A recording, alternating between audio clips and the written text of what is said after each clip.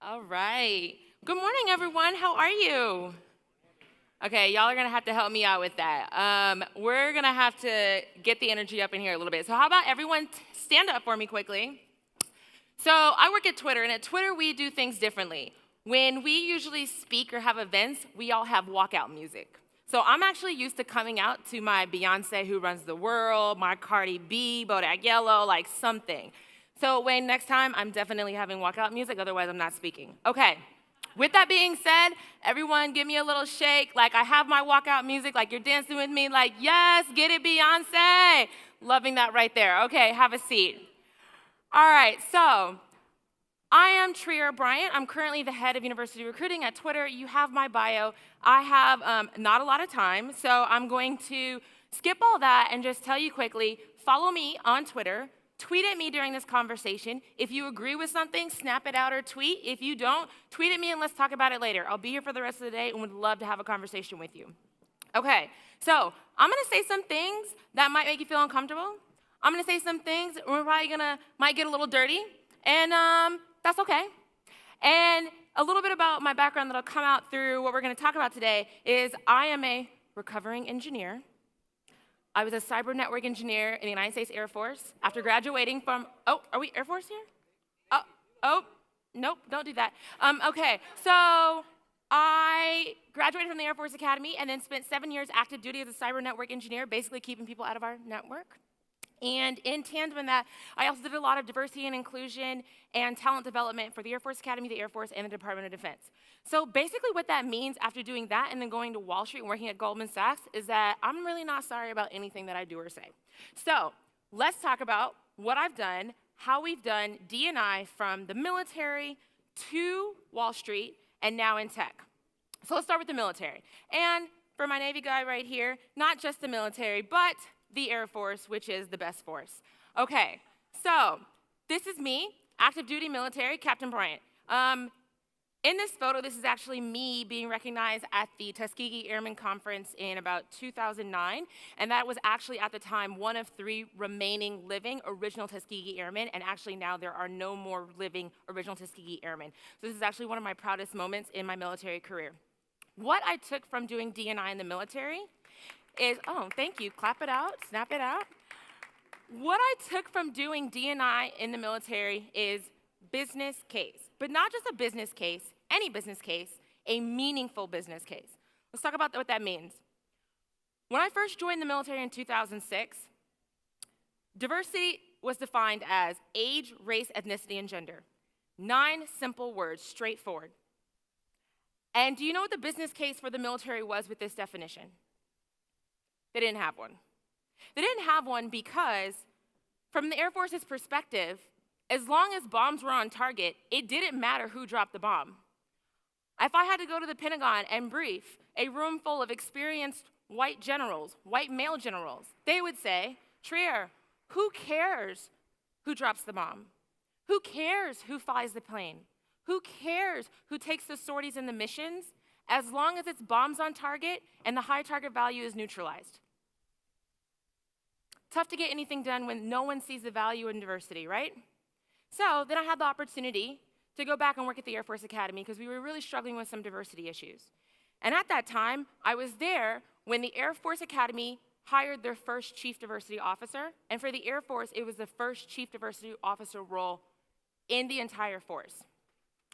One of the changes that she made, and I will tell you, we did not agree on this, but I was only a captain, and she basically had the rank of like a 2-star general, is that she changed the definition of diversity in the Air Force to this, 32 words. Now let me tell you something in the military. Where you put words matters. And when you're talking to senior people, can you even imagine getting through this definition?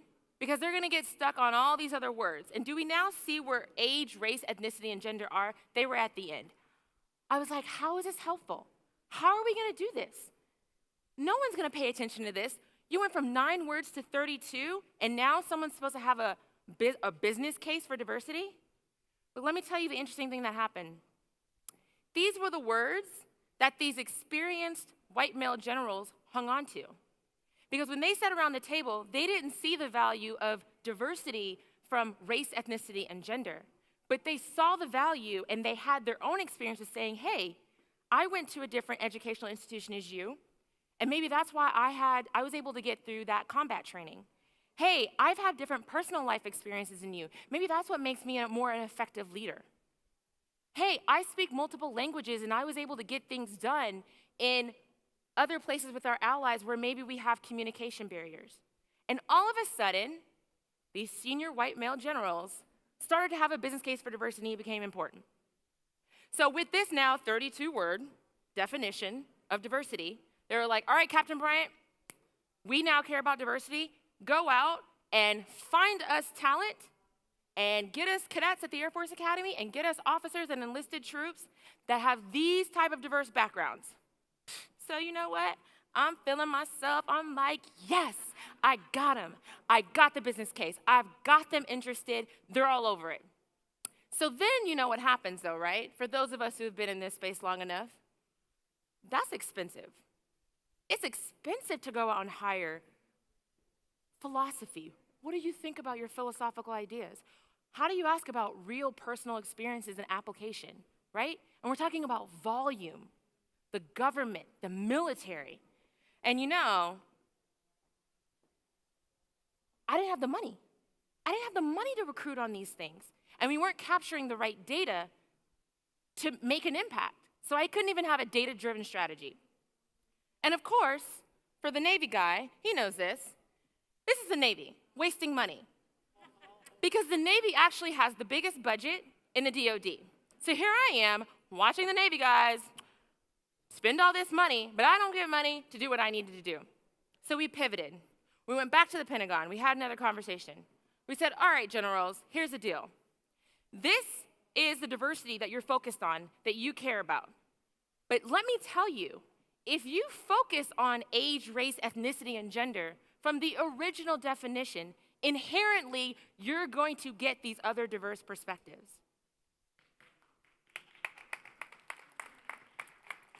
And for some reason, it took changing that definition from 9 to 32 words for them to get that.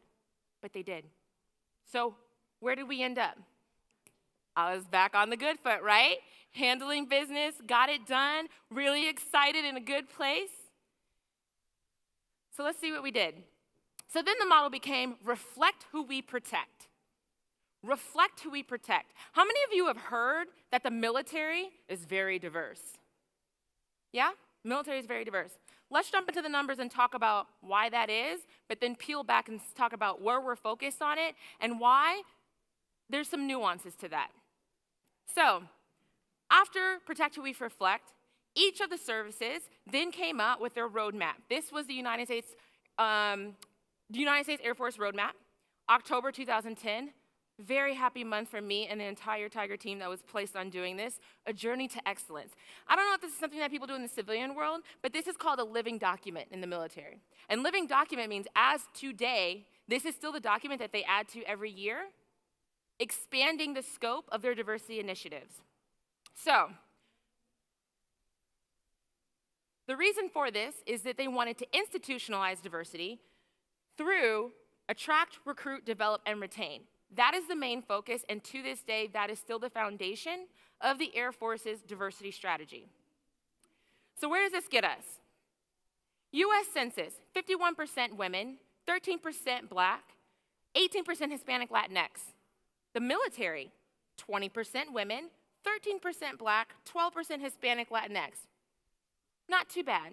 This is probably why most would say the military is diverse. But let's take a deeper look, because this is total force. And what people forget is that only 18% of the military are officers. So now we're talking about only 18% of the military are officers. They're the leaders of the organization, making the call, making the decision, and the enlisted troops are the ones that are taking orders, following orders, and executing. But when you look at the officer and enlisted percentages on diversity, that's what causes pause. Where you have 21% women, 20% women enlisted, but 6% Black, 15% Black enlisted, 6% Hispanic Latinx, and then 14% Hispanic Latinx of the enlisted troops. Now, If there is something that the military cares about and something that they do very well, it is leadership. And so now this has evolved to another business case on why the military is invested in diversity. So when you hear about the military's diversity efforts, it's not necessarily the total force. It is not the total force. It is actually the officer force for the leadership. So then that turned in reflect who we lead. And that was the meaningful business case for the military. All right, going to Wall Street, equitable strategies. So, equitable strategies, what does that mean? This is me with Val Carlatti. Val Carlatti is one of the 8 Black partners at Goldman Sachs. So when I went to Goldman, the definition of diversity, I was so excited. I was so excited about the definition of diversity because it was my first time getting to work in that space outside of the military. So what are some things that are different? Well, one, in the military, we don't focus on veterans because we kind of have that covered, right? We don't focus on individuals with visible or non-visible disabilities because for physical requirements and other things, we're unable to do that. The other thing is, unfortunately, I was only able to serve in the military prior to overcoming Don't Ask, Don't Tell. So it was my first time really getting into the LGBTQIA+ space. Learned a lot, did a lot of things.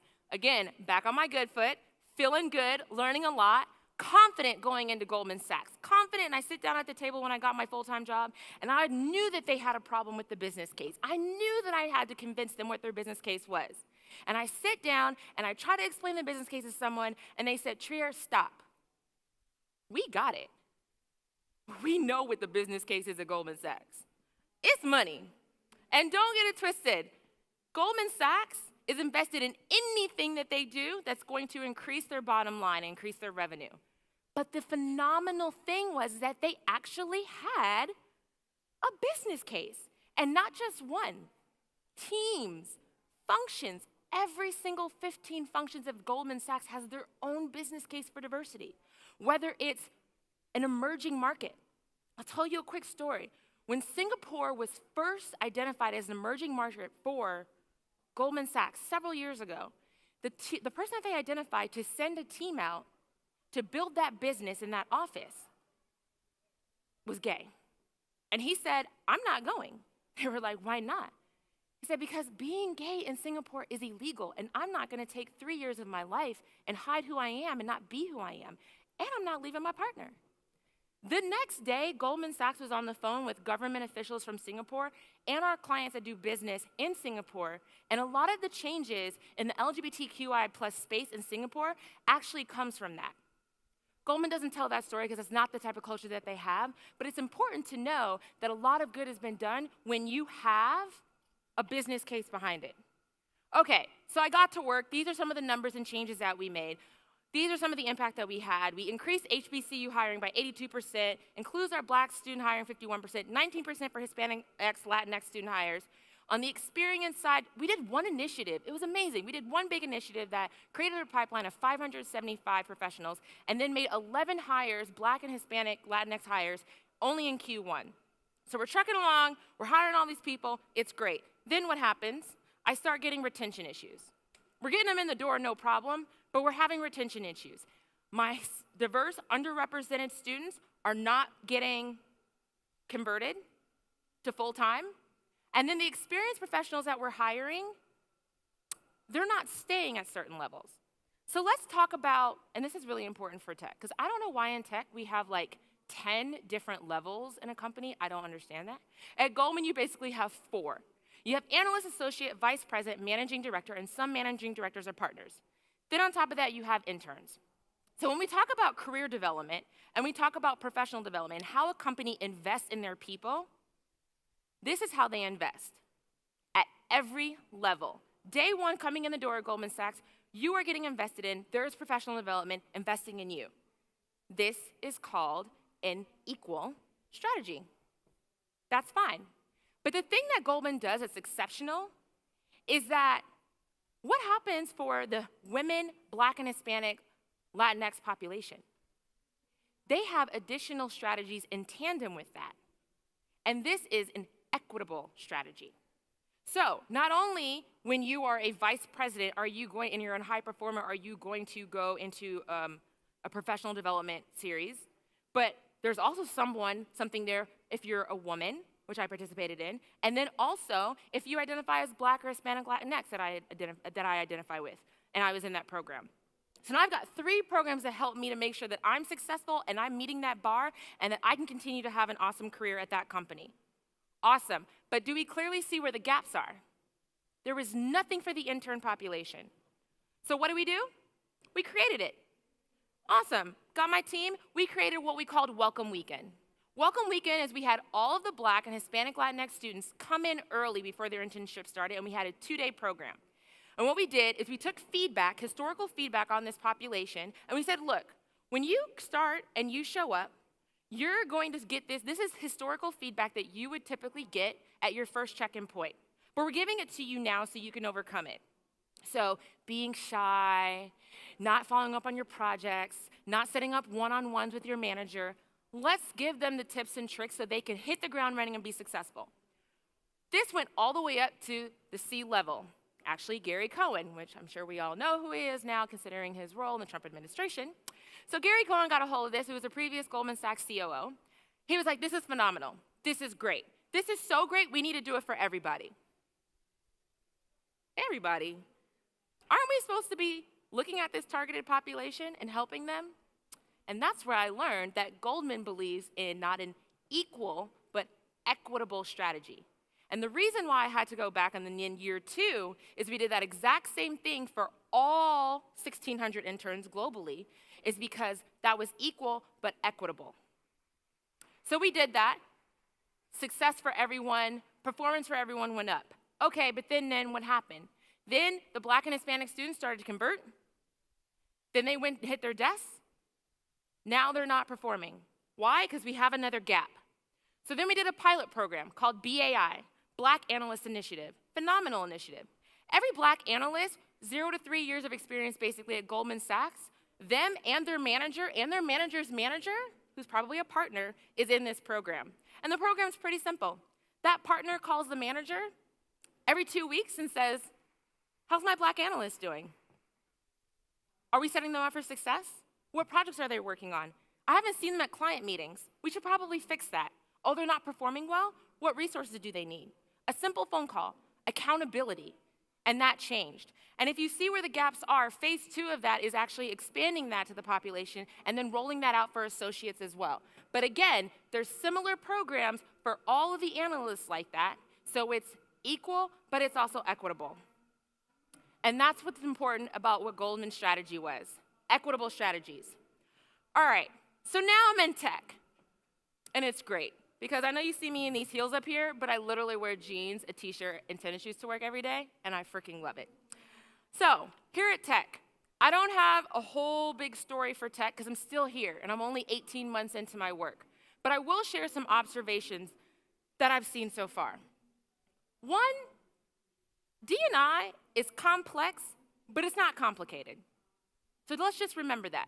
It's complex, but it's not complicated. So, a few things. One, diversity differs from underrepresentation. If your company has not defined both, that's a problem. Diversity is different than underrepresentation. It's different than underrepresentation. For example, at Twitter, we have ERGs for multiple different affinity groups. We have Twitter Asians. But from a recruiting perspective, are Asians underrepresented at Twitter? No. So do we have a strategy focused on hiring them? No. But that doesn't mean that they don't count in our diversity efforts and our diversity initiatives. There's a difference between diversity and underrepresentation.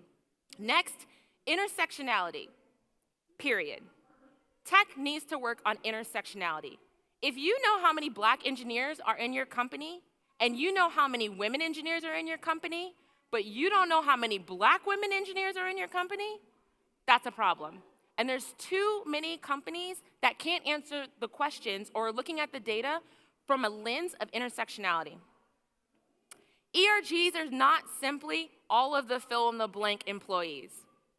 ERGs can be anyone that's affiliated with Affinity, feels passion towards it, wants to be involved. It doesn't matter. Or at Twitter, we just do cool shit. Maybe you just want to come to the events. But here's the difference. If you ask a senior leader to spend time with Twitter Alas, our ERG for the Hispanic, Latinx community, if you ask a senior leader to say, hey, we really want to invest in this population, so go have dinner with Twitter Alas, that doesn't mean that's a strategy for your Hispanic and Latinx employees. So understand there's a difference. Process is not strategy. And I know in tech, we don't like the P word, process. We know engineers don't like that. But process is not strategy. So if you're just throwing random processes at the wall and hoping something sticks, that's not a real comprehensive strategy. Let's stop reinventing the wheel. Success leaves clues. Tech is young, other companies and industries are old. While the definition of diversity has evolved, rightfully so, as long as there's a majority, there's always going to be a minority. I also like to call that job security for what we do. So with that being said, we don't need to reinvent the wheel. Let's take clues from what other industries and companies have done that didn't work, why it didn't work, pivot on that, and take that data and learn from it, because there's a lot out there. And the last one is, yes, we've got a lot of engineers in tech, and that is what we're built on. But let's stop over-engineering this diversity and inclusion and culture problem, and stop over-engineering, even worse, the solutions.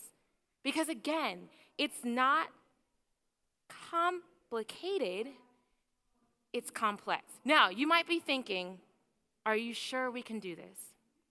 And the answer is, we can do this. This is just my way of getting woke bae, Jesse Williams, in my slide deck. That's totally it. Everyone loves a little eye candy. You're welcome. So, Jesse Williams. But yes, we can do this. And so with that, complex but not complicated. And thank you so much for your time. I really appreciate it.